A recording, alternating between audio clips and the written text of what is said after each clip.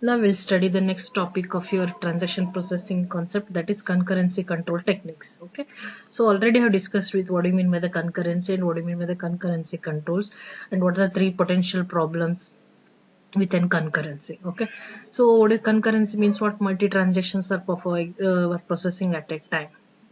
Concurrency control is a process of managing simultaneous execution of transactions in a shared database. Okay, this already we have discussed in this. Now, so for this, for so many examples are there, like online booking, online e-ticket, online railway ticket booking, flight ticket bookings, on online net banking, online application. So many examples for your multi-transaction processing execution at the same time or the shared database. So already we have discussed with that with concurrency there are so many advantages in your databases, like waiting time is going to be reduced and the response time is going to be reduced, means quick, you are going to get the quick response. And next one is what the increase in the resource utilizations and increasing in the time efficiency of the transactions. Okay, we have seen the in database advantages of the advantages with the concurrency in a databases, and also why we need control the concurrency. Okay, that I have discussed, because there are certain problems with problems you are going to face in that data integrity problem or consistency problems may rise with concurrency also. That's what we need to control the concurrency, that we have discussed in the last class. Now, what is the purpose of the concurrency control? Okay, the concurrency control purpose is, first one is to enforce into the isolation. This isolation just now we have discussed in the ACID properties. I stands for the isolation. Okay, so without disturbing another transaction. So first it has to complete its whole thing in that transaction, then it is going to the next transaction, that is called as isolation. Okay, second one is what, second, to preserve the database in consistency. Always database should be in consistent state. Okay, and to resolve the conflicts which are raised in your potential three problems. Okay, these conflicts are what, read write and write read and write write, that is serial execution of these operations. Okay, those problems like conflicts we are rising in the inconsistent retrievals, read write we call it inconsistent retrievals or unrepeatable readables, and write read is for the reading uncommitted data, and ww stands for the lost updates. Okay, these are the main purpose of your concurrency control. So always you have to enforce your transaction into the isolation and database in consistent state, and to resolve the conflicts with RW, WR and WW. Okay, now we'll see the techniques of your concurrency, which techniques we are using in of the concurrency control. The first technique is what, locking technique, locking based protocol. Second is time based protocol technique. Third one is optimistic and multiversion. But for your syllabus you have two techniques, that is locking and the timestamp based. Now we'll see what do you mean by the lock. Lock ಅಂದ್ರೆ ಏನು, suppose ನಿಮ್ದು ಏನಾದ್ರೂ work ಮಾಡ್ಕೋಬೇಕು, ಯಾರ್ದು disturbance ಬೇಡ, ಅದು complete ಆಗೋರ್ಗೆ ಏನ್ ಮಾಡ್ತೀರಾ, ರೂಮನ್ನು ನಿಮ್ಮ ರೂಮ್ ಲಾಕ್ ಮಾಡ್ಕೋತೀರಾ, ನಿಮ್ಮ ವರ್ಕ್ ಅನ್ನು ಕಂಪ್ಲೀಟ್ ಮಾಡ್ತೀರಾ, ನಿಮ್ಮ ವರ್ಕ್ ಕಂಪ್ಲೀಟ್ ಆದ್ಮೇಲೆ ಮತ್ತೆ ಡೋರನ್ನ ಲಾಕ್ ಓಪನ್ ಮಾಡ್ಬಿಟ್ಟು ಡೋರ್ ಓಪನ್ ಮಾಡ್ತೀರಾ. ಇಲ್ಲಿನೂ ಅಷ್ಟೇ, ಲಾಕ್ ಅಂದ್ರೆ ಟ್ರಾನ್ಸಾಕ್ಷನ್ ಅನ್ನ ಲಾಕ್ ಮಾಡ್ಬಿಡುತ್ತೆ. ಸೊ ಕಂಪ್ಲೀಷನ್ ಆಫ್ ಟ್ರಾನ್ಸಾಕ್ಷನ್, ಒಮ್ಮೆ ಟ್ರಾನ್ಸಾಕ್ಷನ್ ಕಂಪ್ಲೀಟ್ ಆದ್ಮೇಲೆ ಮತ್ತೆ ಲಾಕ್ ಏನ್ ಮಾಡುತ್ತೆ, ರಿಲೀಸ್ ಮಾಡುತ್ತೆ.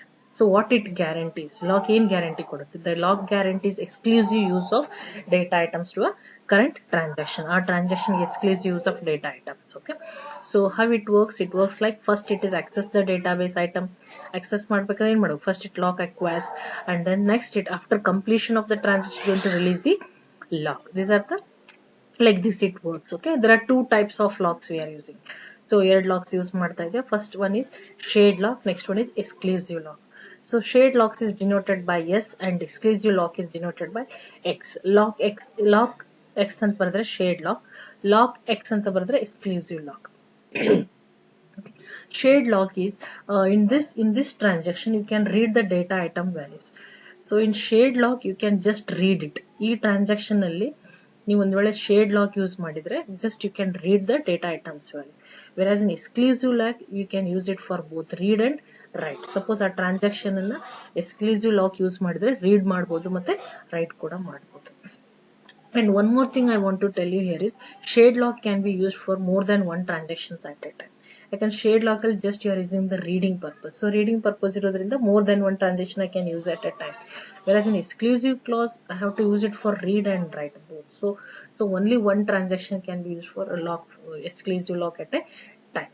Okay, we'll see these explanation of shared lock and exclusive lock with an example. Okay? Again, consider the two transactions T1 and T2. In T1 transaction, you are reading the value of B, assume B which has some value, B value something, assume and minus deduct 50 from that value and write the B, update the value of B and unlock it. T2 transaction ಏನು ಮಾಡ್ತಿದ್ದೀರಾ, read ಅಷ್ಟೇ ಮಾಡ್ತಿದ್ದೀರಾ. So T1 transaction ಅಲ್ಲಿ ಏನು ಮಾಡ್ತಾರೆ, read and write. If you are using it for T and write transaction, which lock you have to use? We have to use the exclusive lock.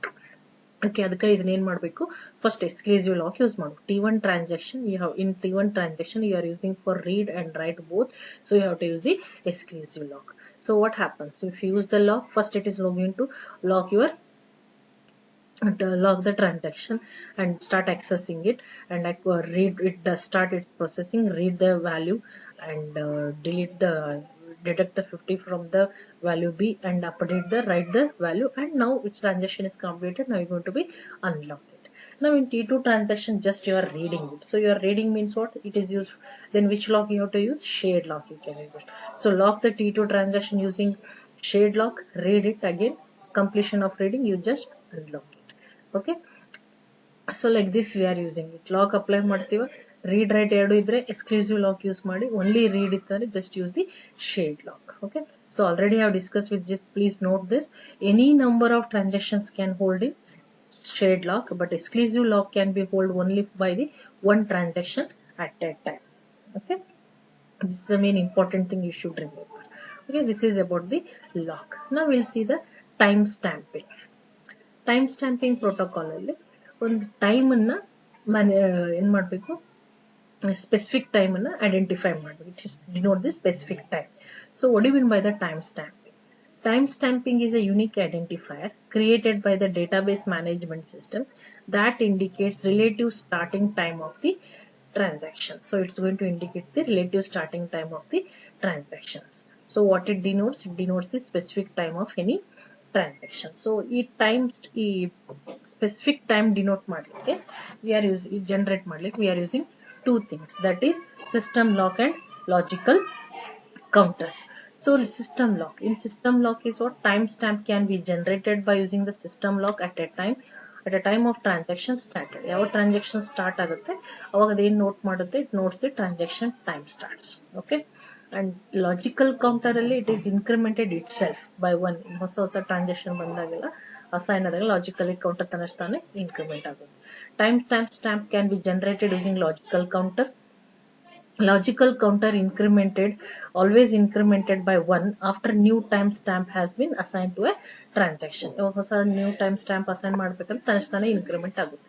These are the two things we are using for the to generate the time stamping, system lock and the logical counters. Okay, now we'll see the example of the time stamping. So adu heng work agutte system lock generate starting time heng generate ಮಾಡುತ್ತೆ, logical counter heng increment ಆಗುತ್ತೆ. So example, consider the T1 transaction. T1 transaction the time stamp TS of 1 ಅಂತ ಈ ತರ ಬರುತ್ತೆ. S stands for the time stamp. Time stamp of transaction 1 ಎಷ್ಟಿದೆ, 9 o'clock ಗೆ start ಆಗಿದೆ. So assume it is at time stamp of starting time of T1 is what? 9. Okay, so TS of 1 is what? 9 starting time. Now for some time it is continuous for then again T2 starts at 9:10. So time stamps for T2 is what? 9:10. Okay, here one important thing in this you have to remember in time stamping is always time stamp of the first transaction should be less than the transaction or time stamping of the next transaction or the last transaction. I repeat, timestamp of first transaction TS of 1.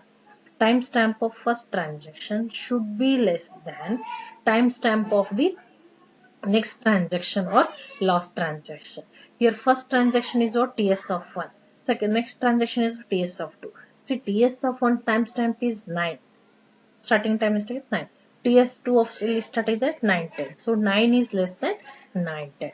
Okay, so this we have to see in all the transaction. If you are using the time stamping protocol, you should remember that always the timestamp of the first transaction is less than the timestamp of the next or the last transaction. We have a two values timestamp values. So ಎರಡು timestamp values ಇದಾವೆ, that is read timestamp value and write timestamp. Okay, read timestamp and write timestamp. So read timestamp ಅಂದ್ರೆ ಏನು? It is the largest read timestamp of any transaction that executed successfully. Okay, write stamp the largest timestamp of any transaction that is executed write successfully. Write successfully ಆಗಿರಬೇಕು, but largest time ಇರಬೇಕು. Read successful ಆಗಿರಬೇಕು, largest time ಇರಬೇಕು. So ಅದನ್ನ ಏನಂತ ಕರಿತೀವಿ? Read time stamp value and write stamp value. With an example we'll see that. We'll now assume that, for example, consider the 4 transactions T1, T2, T3, T4. ಈ T1, T2, T4 ಅಲ್ಲಿ we have to find the read stamp value and write stamp value. Read stamp value ಅಂದ್ರೆ largest time. At that time, your read has to be successful. Okay, ಈಗ T1 transaction value start ಆಗೋದು ಎಷ್ಟಿದೆ? 10 ಅಂತಿದೆ. T2 20, T3 30, T4 40. Okay, T1 ಎಲ್ಲಿ ಮಾಡ್ತಾರೆ? Read ಮಾಡ್ತಾ ಇದ್ದೀರಾ, right ಮಾಡ್ತಾ ಇದ್ದೀರಾ. T2 ನೆಕ್ಸ್ಟ್ ಏನ್ ಮಾಡ್ತೀವಿ? T3 ಹೋಗಿ, T3 ಅಲ್ಲಿ ರೀಡ್ ಆಗ್ತಾ ಇದೆ, ರೀಡ್ ಮಾಡ್ತಾರೆ. T2 ಅಲ್ಲಿ ಕೂಡ ರೀಡ್ ಮಾಡ್ತಾ ಇದ್ದೀರಾ. ದೆನ್ T4 ಅಲ್ಲಿ just you are writing it. Okay, now I have to find the read time stamp of A. ಎದು ರೀಡ್ ಟೈಮ್ ಸ್ಟಾಂಪ್ ಎಷ್ಟು ಅಂತ ಫೈಂಡ್ ಔಟ್ ಮಾಡ್ಬೇಕು. ಶಾರ್ಟ್ ಕಟ್ ಆಗಿ RTS ಆಫ್ ಎ ಅಂತ ಬರ್ತಿದ್ವಿ. So assume initially read time stamp value of A is 0. Okay, first read ಎಲ್ಲೆಲ್ಲಿ use ಮಾಡಿದ್ವಿ? T1 ಅಲ್ಲಿ ಸ್ಟಾರ್ಟ್ ಮಾಡಿದ್ವಿ. T1 ಇದರಲ್ಲಿ ರೀಡ್ ಮಾಡಿದಾಗ ಎಷ್ಟಿದೆ? ಇದ್ರ ವ್ಯಾಲ್ಯೂ 10 ಗೆ ಸ್ಟಾರ್ಟ್ ಆಗಿದೆ. ಸೊ ಪ್ರೀವಿಯಸ್ ಅಸ್ಯೂಮ್ಷನ್ ಎಷ್ಟಿದೆ? 0 ಅಂತ. 0 is less than 10. Okay, as a time stamp, one thing you have to remember is what? The first transaction in timestamp should be less than the next transaction. So 0 is less than 10 ಇದೆ. So now it can be accepted. Now go for the next read operation. Where is the next read operation? R3A in T2 3T transaction. So ಎಷ್ಟಿಗೆ start ಆಗಿದೆ? 30 ಗೆ. So timestamp value of 30 of T3 is what?